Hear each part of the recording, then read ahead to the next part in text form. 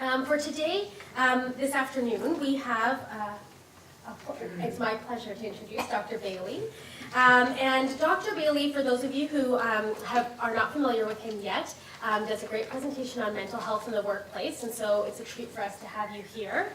Dr. Bailey is a professor and the chair of Child and Adolescent Psychiatry at the Department of Psychiatry and the Faculty of Medicine at UBC. Does that all fit on your business card? He is a leading researcher of the neurological biases of autism and does some clinical work with teenagers and adults with autism.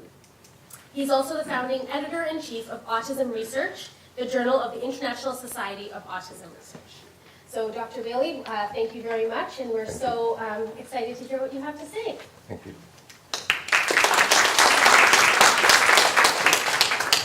So I've been given strict instructions not to wander outside this circle.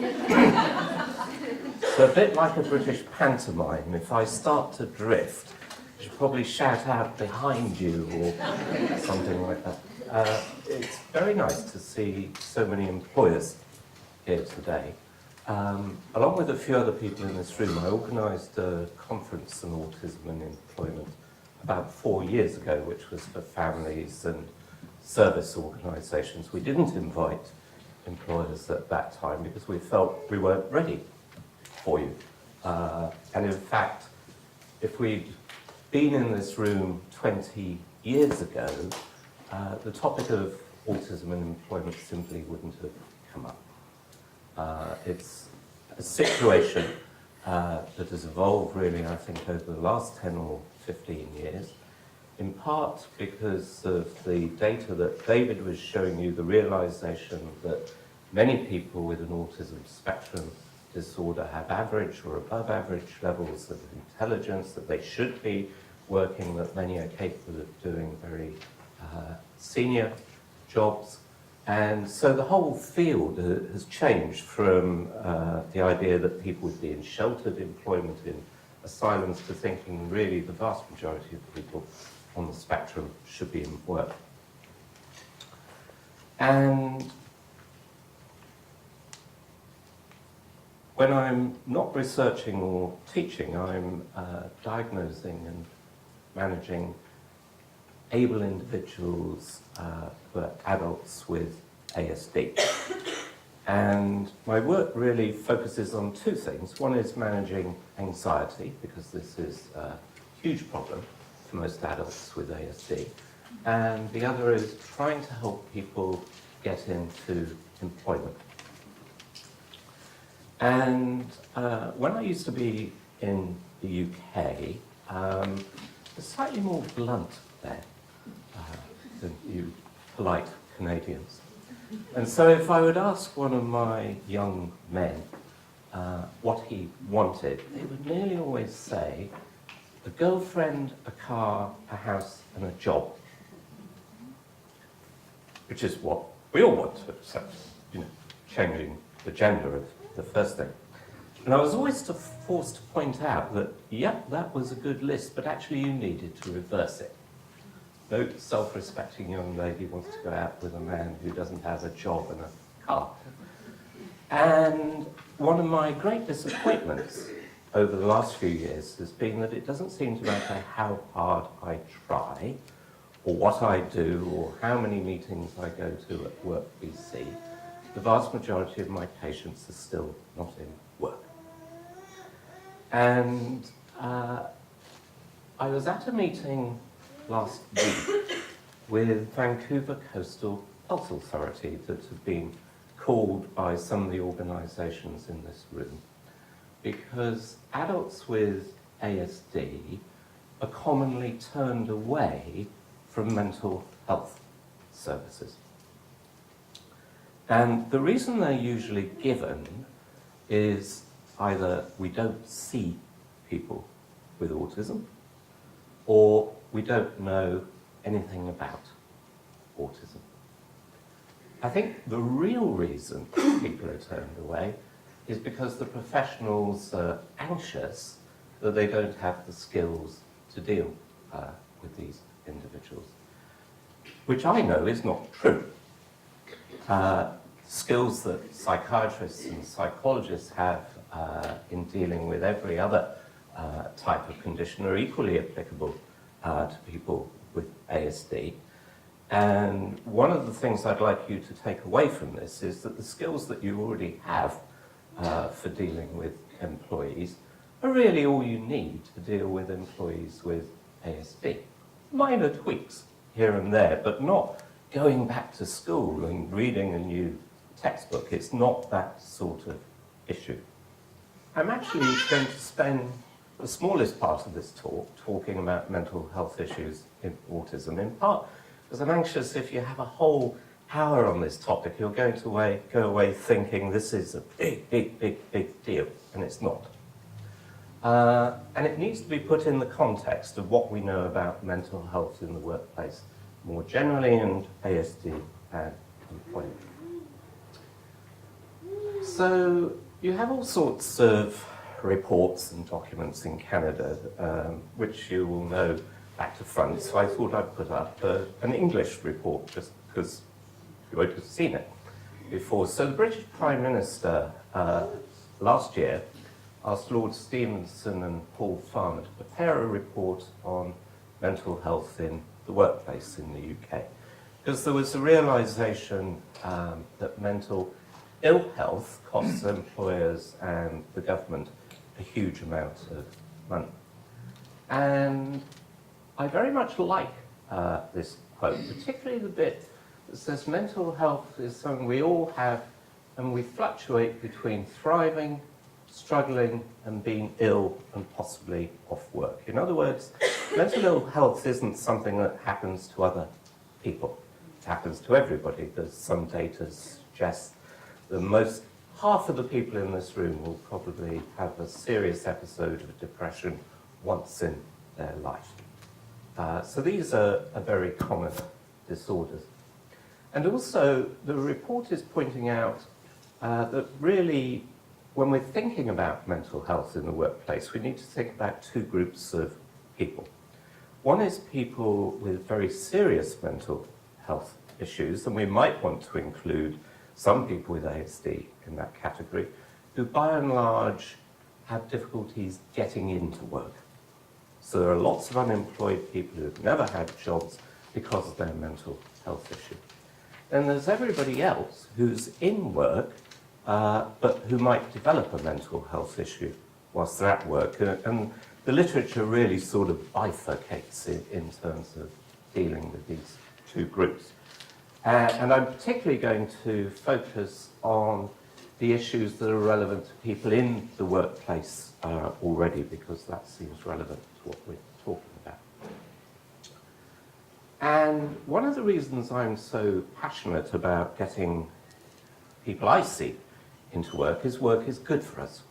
I mean, it's good for everybody, but it's particularly good for people with ASD because work provides predictable daily structure. And predictable structure is very good for bringing down anxiety. And so I often find that my patients, their mental health improves considerably once they're in a job that's well within their capacity to do, and they start to thrive. And of course, it's either a vicious circle or a virtuous circle. If you apply for jobs and never get any, your mental health deteriorates. If you get one, your mental health improves. So being in work is a very good thing, not just for people with ASD, because being in work seems to be protective against both depression and suicide. And you probably know that if you're chronically unemployed, your life expectancy is decreased really quite significantly by a considerable number of years, and the likelihood of you developing all sorts of physical illnesses increases dramatically. And when we're thinking about employment and disability, sometimes we don't really realise what's going on. So in the UK, there are 3 million people who are registered as disabled but are in work, and that number is greater than the number of people who are off work and claiming incapacity benefits. So there is not a one-to-one relationship between disability and unemployment. In fact, quite the opposite. Most people with disabilities are working. And the commonest reason for people being off sick long-term is not physical illness, it's psychiatric disorder. And across the OECD countries, psychiatric disorder accounts for about a third of all disability payments and makes up 3/4 of long-term absences because of ill health. And many of you will probably realise that there's often, in these people who are off sick long-term, a sort of noxious combination of a physical problem whose effects are amplified by a comorbid mental health issue. But because of changes in our attitude towards people with mental ill health and disability, we now have many more people with mental health issues in the workforce than ever before. But Stevenson and Farmer commissioned some research, and from their findings they extrapolated to the conclusion that about 300,000 people per year in the UK lose a job in relationship to mental ill health, and that is a much higher proportion of people than lose jobs because of physical ill health, and it's twice the rate of people who are healthy. So having a mental health condition makes it hard to get into work and increases the risk that if you are in work that you will drop out. And if we just look not at people with a recognised mental health disorder, but at the population in general, then 15 to 20% of people in the UK will report symptoms of a mental health condition, which is identical to the Canadian data. The number you are told here is that 1 in 5 people will have some sort of mental health issue. Now, a lot of the costs are easily identified because of people being off. I mean, that's an easy thing to estimate, but a significant proportion of the costs are due to what's called presenteeism. So this is people being at work but underperforming because of a mental health issue or indeed a physical condition. And this actually accounts for a huge amount in terms of low productivity. It's the final bullet that's the most important one. So employers in the UK are under the assumption that they have this completely healthy workforce. Because no one's ever saying, oh, by the way, I'm anxious or I'm depressed or something awful is happening in my life outside of work and I'm having trouble coping. And this is to do with stigma. That people are still very reluctant to admit to having any sort of mental health condition because we have something wrong with our heart or our pancreas. We're not morally responsible for it. Well, maybe with the pancreas, if we drunk too much, let's pick the kidney. By and large, we don't think about physical ill health in the same way that we think about mental ill health. We feel more personal responsibility when we're showing problems that we believe potentially were under our control. And that's why the employers are not hearing about these conditions. And so there's been a lot of research into what are the aspects of the typical workplace that might predispose people to mental ill health. There's not a huge agreement on how much weight should be attributed to each of these components, but most of the studies point to these factors as common ones. So if you work crazy hours, you're on shifts. We've known forever that that is not very good for your mental health. Equally, it's not terribly good for physical health. There's a lot of data suggesting that shift work reduces life expectancy. If job demands are too high, that is very bad for people. Or if the amount of effort is disproportionate to the reward you're getting, either monetary or self-esteem, that doesn't seem to be good for people. If the job just seems fundamentally unfair in the way it's divvied up between different people, that seems to be stressful.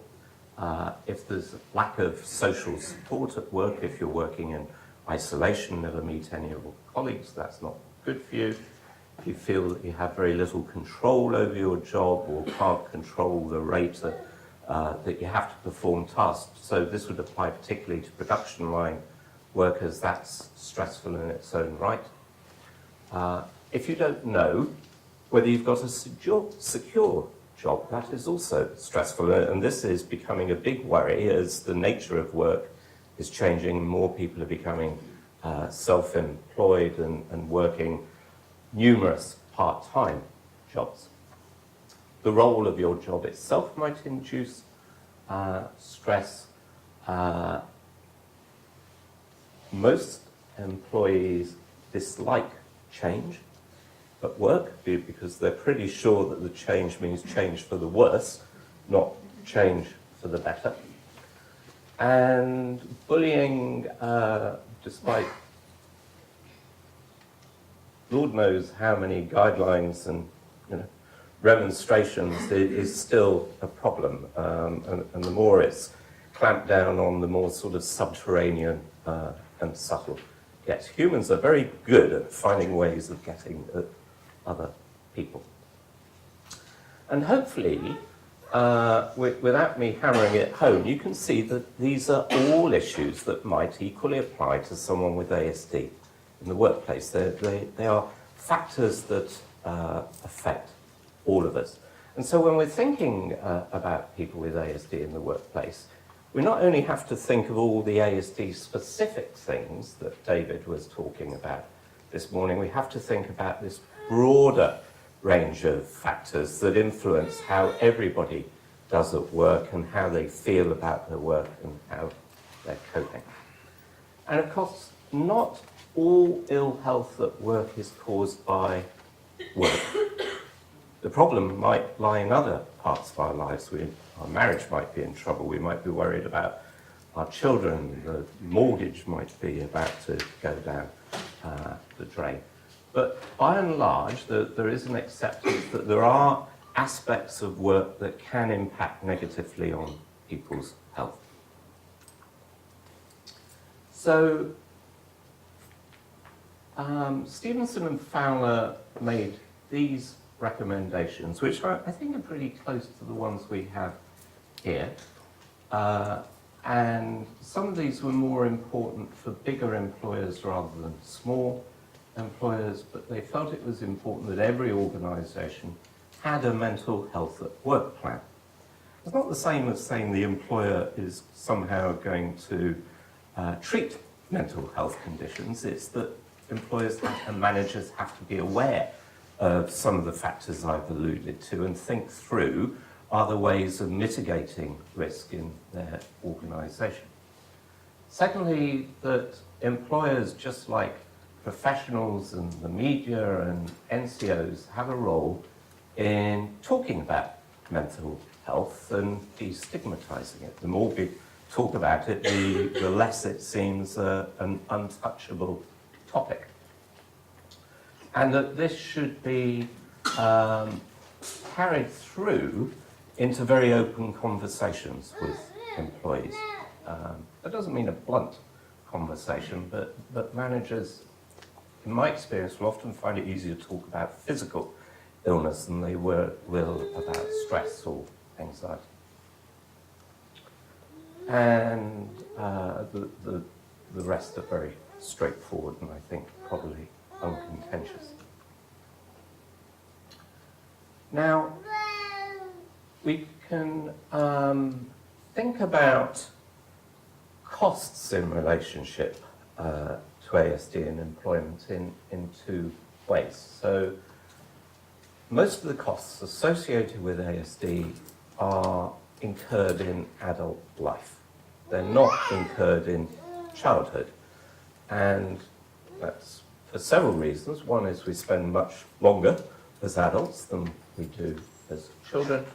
But it's also because nearly half of the costs come from this very high rate of unemployment.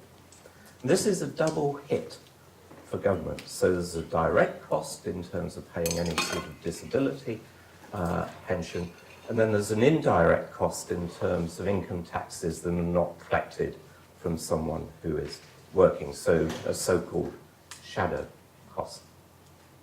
And there's actually very little variation between developed countries in terms of the rate of employment. So David's figure, I think, was identical to the one I'm showing here for Canada. In Canada, 65% of adults with ASD have no work at all. In the UK, the rate of employment at 16% has gone up 1% in the last 10 years. And 1% is within the margin of error. In other words, it just hasn't changed, despite a huge amount of effort to persuade employers and mental health professionals and the like that they should be doing more to get people into work. The other type of cost we need to think about, which I'm not going to show any slides on, is it financially beneficial to employers to recruit people with ASD or other sorts of disabilities? And here, the limited amount of data is overwhelmingly yes. David's already shown you data indicating that work performance within sort of measurement area is pretty indistinguishable from anybody else. But why it's advantageous to employers is because turnover of staff with ASD, or indeed many other disabilities, is much lower than typical turnover. People are grateful to have a job and they want to keep it. That means they're not looking for the next supposedly better job after 6 or 9 months. And Karen Bott was reminding me, where is Karen? At lunchtime that there's a Tim Hortons franchise on the eastern coast of Canada that's always in the newspaper for employing people with disabilities because it costs an astronomical amount to teach someone how to pour a safe cup of coffee, and if that person leaves after 6 months, the owner of the franchise is losing a lot of money. So employers who stay make financial good sense. If they also don't sleep with your PA, or fiddle the books, or phone in sick when they're not sick, that's a bonus. So the problems with employment are not specific to employment. So if we just go back one step to people who are in higher education, they're facing similar difficulties to an employee in a work situation.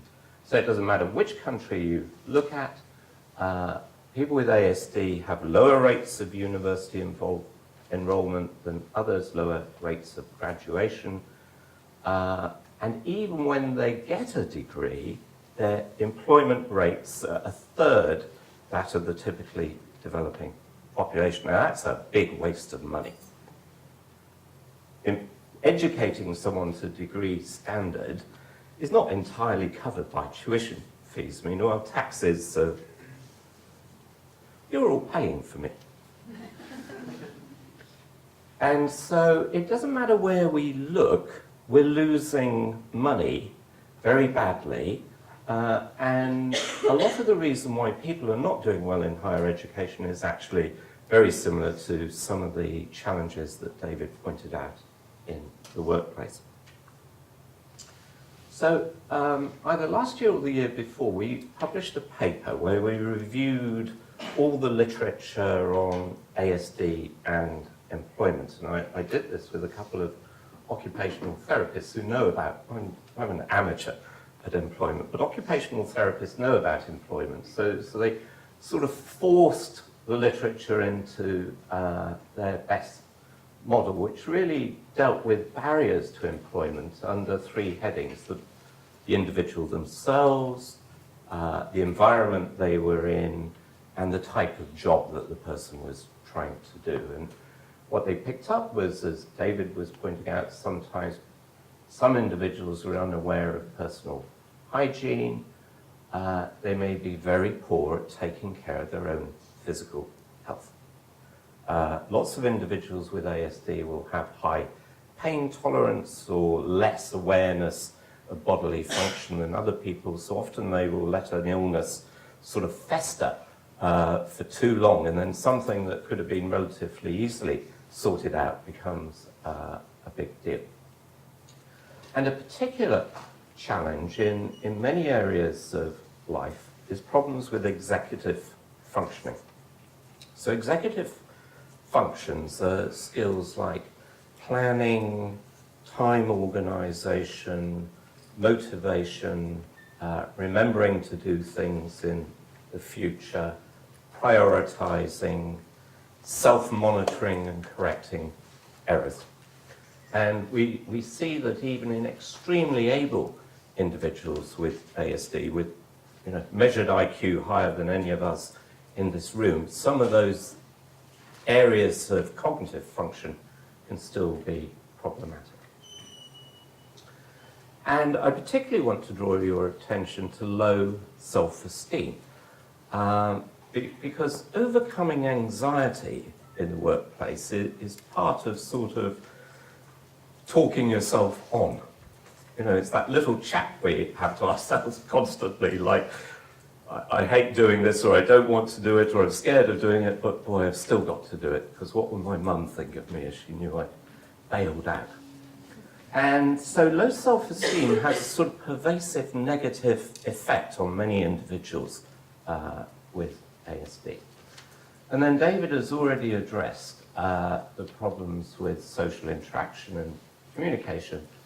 And actually, right at the bottom of our list was comorbid mental health issues. It wasn't top of the list. It is a factor, but the truth is that individuals with the most severe mental health issues are not at that stage trying to get into employment anyhow. No one is trying to get someone who's seriously unwell into work. So by and large, when we're thinking about employing people with ASD, if they have any mental health issues at all, they're likely to be mild or modest in severity.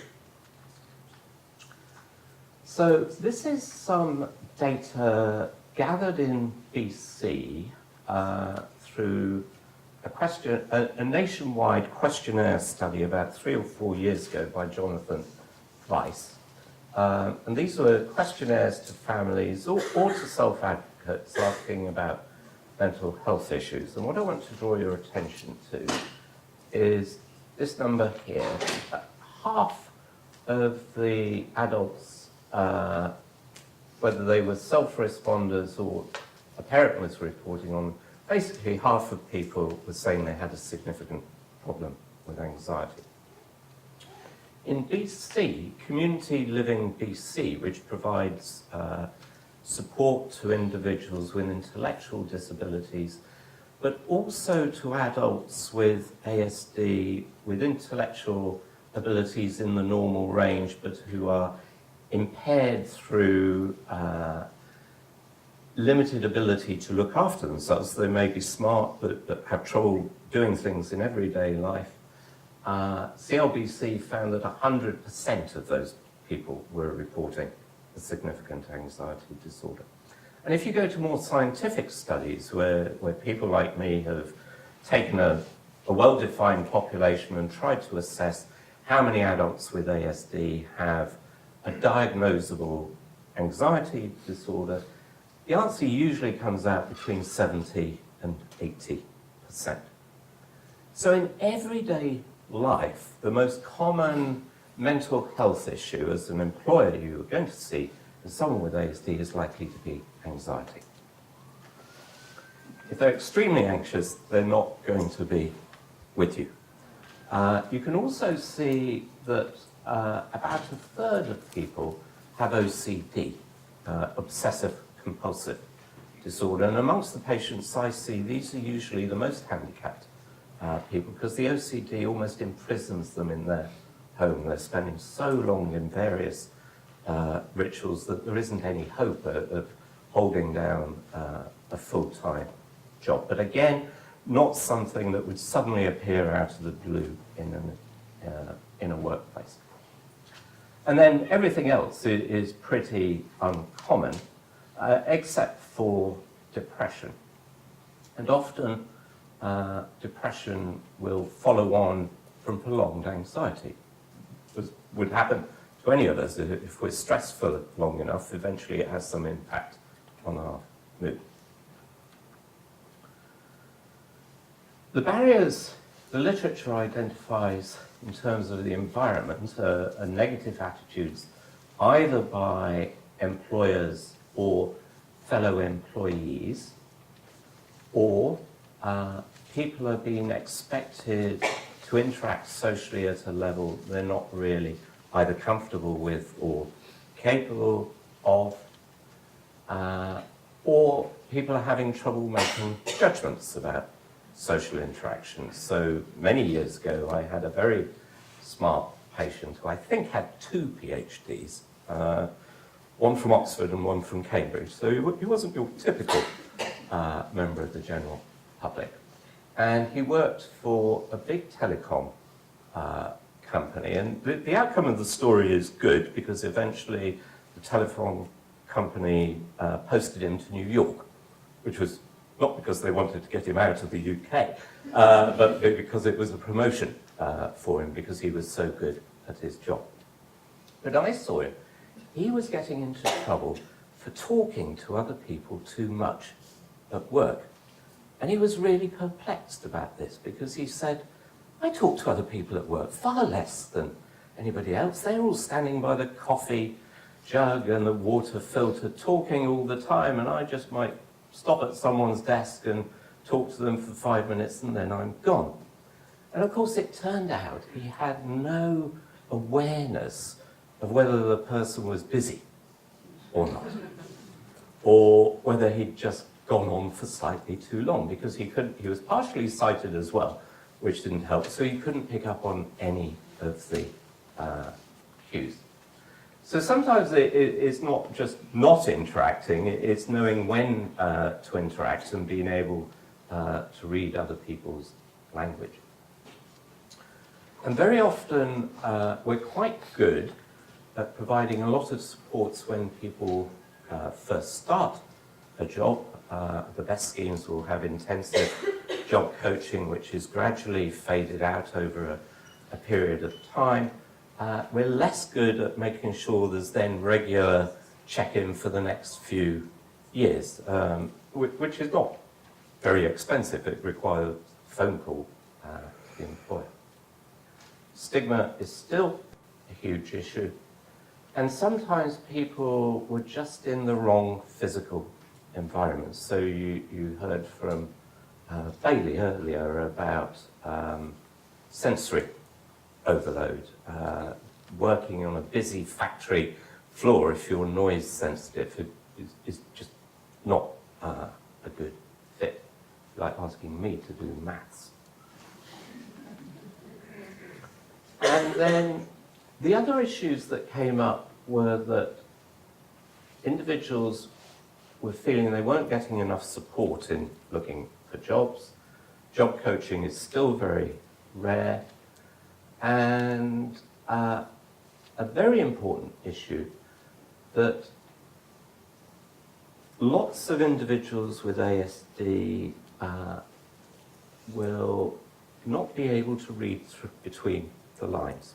So David gave his nice example of moving the stuff on the building site where the individual hadn't given specific enough instructions. But often we just take it for granted that if we give someone a task to do and they finish it quickly, that they'll find something else to do. But if you don't spell that out sometimes to someone with ASD, they might think, oh, I just have to sit here and wait until someone gives me something to do. And then particularly problematic, and an issue that I think is going to take much longer to sort out than just getting people into work, is getting people into careers. Many of my patients with degrees are in dishwashing jobs. That doesn't seem to me a good use of their abilities.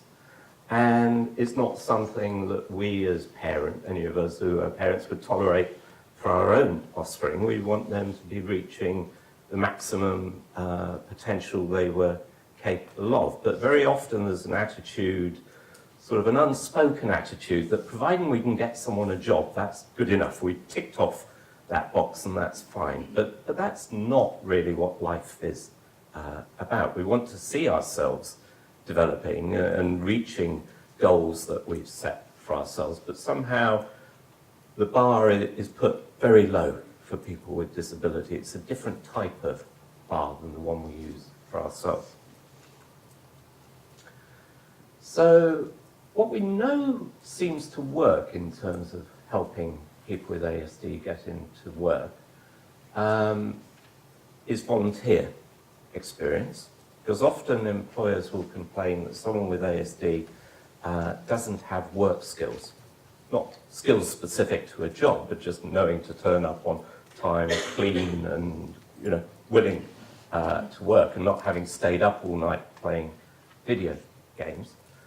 Pre-employment training courses are a good way of quickly teaching people those skills. And actually, sending people into higher education first buys us some time. It gives people years in which they can learn the skills that are going to be applicable in the workplace without having quite the same pressure that they would have in a paying job. And lastly, we're very used to starting a new job at 9 o'clock or 8 o'clock on a Monday morning and working our 35 or 40-hour week. That's sort of the norm. But it doesn't have to be that way. And sometimes it can be very helpful to introduce people with ASD into work slowly. It seems a bit sort of unproductive at the beginning, but if that person's still going to be in the company 10 years later, losing a week or two at the beginning is trivial compared to the long-term savings. So when we're thinking about what we can do to minimize some of those things on my Venn diagram that we believe cause stress in the workplace, an obvious one, as Bailey was pointing out, is to know about any sensory issues.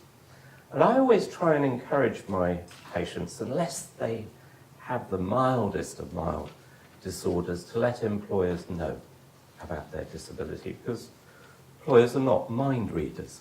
There's a big problem with people with ASD going into higher education and not divulging to the disability office that they have ASD until it's too late. At the end of the first semester, they've enrolled for 4 courses. It was too many. They're stressed, unwell, and then they go to the disability office and say, oh, by the way, that's not good. So if employers are to know, to think about these issues, the person has to reveal, but they will only reveal if they know that information is on a need-to-know basis. They want to be confident that the person at the desk doesn't know about their diagnosis if there's no good reason for them to know. There are lots of different sensory issues, but in my experience, the one that probably causes most problems is noise. Lights are an issue, but I think noise is much more common.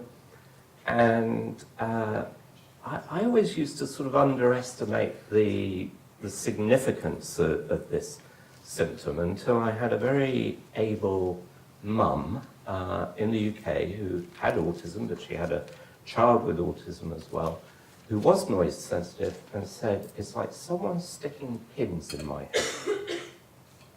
So it's not a psychological problem. There's something wrong with the wiring. And that means that this sound is physically painful. And I think it's useful to remember that it's not just a preference for things being quieter. This is a type of pain. Another useful strategy is to identify for the person with ASD a quiet place that they can go to if they want to escape the hustle and bustle of a workplace. Or indeed, if they need time out at lunchtime somewhere, they can go and eat lunch by themselves. I know it might appear antisocial to other people, but if actually you're overloaded by 1 o'clock, from the employer's point of view, it's better to enable the person to recharge and be productive in the afternoon than to force them to have to pretend to socialise with their peers. And I was so pleased that Bailey raised all these points. So distractions are a big problem. And so trying to make sure, by careful arrangement of the physical environment, that distractions are minimized can really be very helpful. Now, a lot of what goes wrong in the workplace and exacerbates anxiety is due to a breakdown in communication. And that's usually because us, the neurotypicals, are being sloppy in our communication. So by and large, unless we're giving a very clear instruction in everyday life, we don't usually mean what we say. Literally. We mean something subtly different. And you have to work, it's like a game, we have to work out what is really meant by looking at the person and thinking of the context, and then we know what we're really meant to do. Well, that's just making it very hard for people with ASD. So actually it's much easier to think, okay, if I was talking to someone where English was a second language, how would I construct my sentence so there was no ambiguity at all? And I think it's often helpful if you know that someone is having this sort of issue, not only to give verbal communication, but to put something in writing as well. The advantage of having something in writing is it's there. You can go back and check on it. You might forget what someone told. I often forget what well, that's what I tell my wife, that I forgot to tell her about that. But in everyday life, we will, if we're busy and preoccupied, we will often forget the last few things that we're told to do. If it's in writing, we can go back and check it. If it's a complicated task, we can really unpick the instruction. And in my experience, most people with ASD quite like having stuff in writing as well.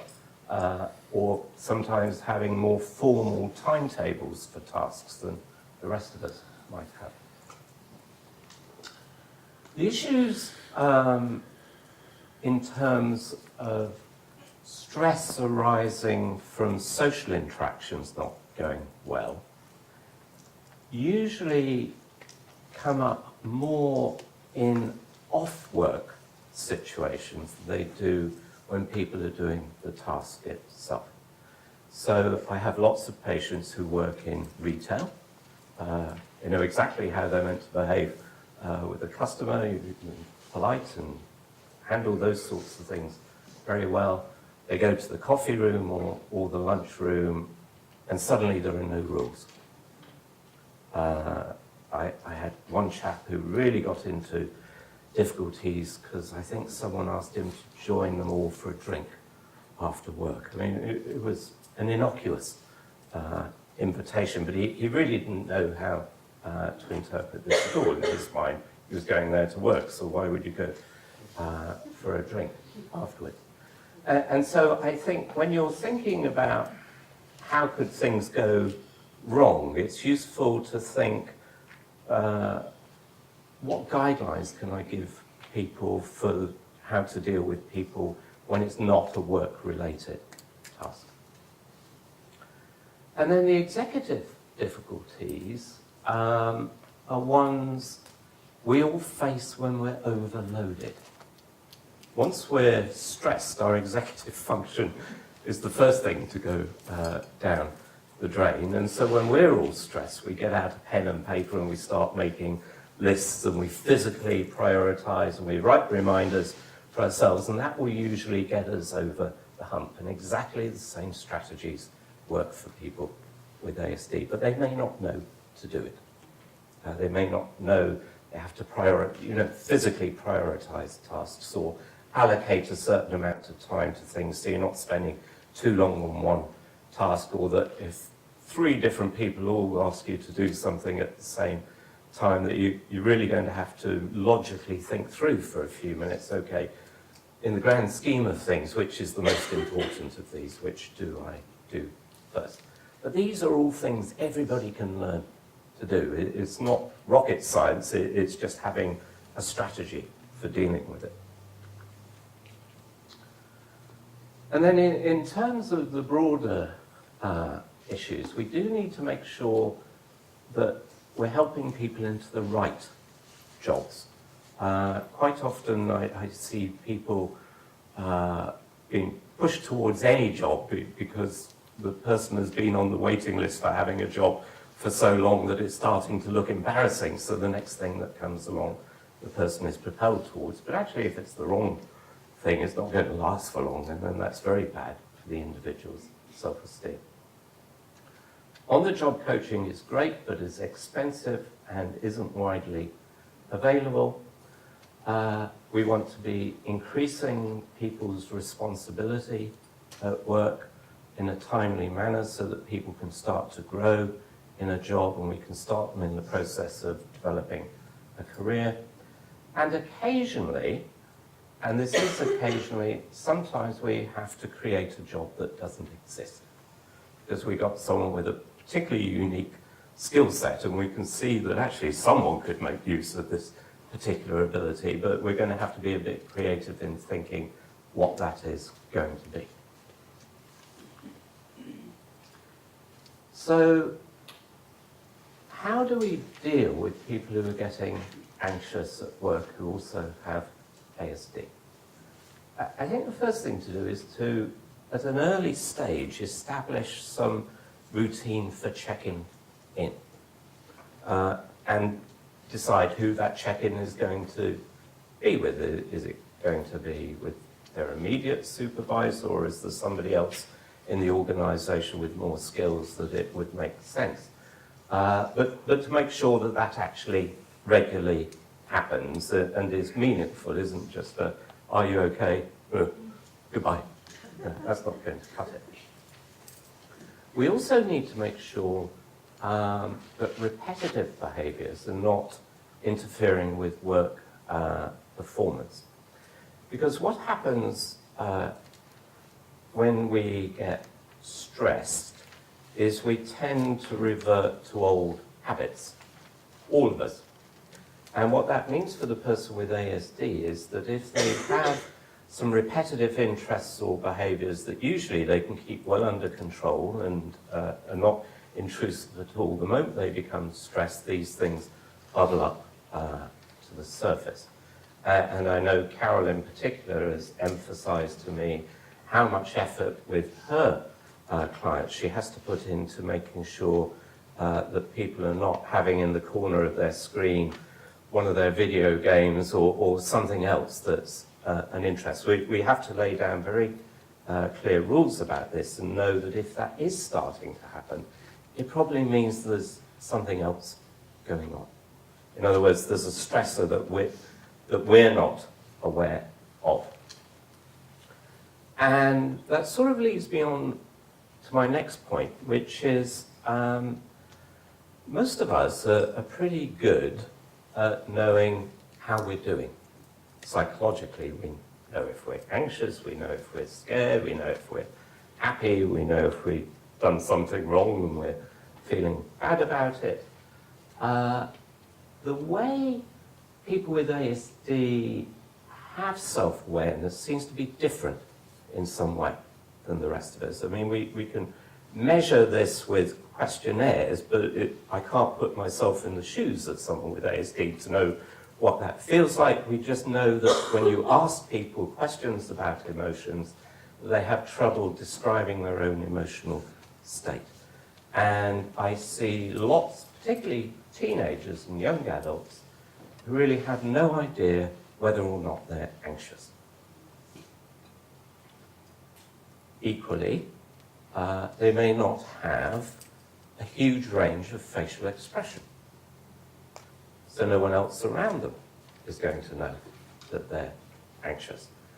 And when we're anxious, usually the first thing we do is avoid the situation that's making us anxious. That's our sort of flight response. And it's a very sensible thing to do. Of course, it's useless strategy in the long term. Eventually we have to confront our anxiety. But running away, metaphorically, the first time is not a bad idea. But if you don't know you're anxious, you're not going to leave the situation. And so quite often one will hear parents or school teachers reporting that there was some blow-up that they said was out of the blue. You know, they were fine, and then all of a sudden there was mayhem. But actually, if you unpick it, it hadn't come out of the blue at all. Something had happened an hour or two earlier, and the person, unbeknownst to themselves, was stewing about it, and then they couldn't cope anymore. So we have to be very direct. Ask very specific questions. If you sort of sniff that things are slightly different than they are usually, or if their supervisors suspect something, then it's best to be extremely direct. And that means watching for changes in behavior. Subtle clues may tell you that someone is stressed before they even realize that they're stressed. And then with the person, we can try and work out what it is that's causing the stress and come up with a solution to reduce it. We're not terribly good at giving positive feedback, are we? Certainly not in the UK. If no one says anything to you, you're doing fine. Otherwise, you get a kick. You're better here, you're nicer. Giving positive feedback to people who are anxious about their performance is a wonderful anxiolytic. If you're worrying how you're doing, someone telling you when you're doing okay is a great help. And you shouldn't underestimate the power of that very simple intervention. And the topic of parents, I came up at lunchtime or in a comment this morning. We wouldn't normally think of involving parents in work-related issues. But the vast majority of my patients, even into their 40s, are still living with their parents. They're not independent. In large part, they're not independent because they're not in work.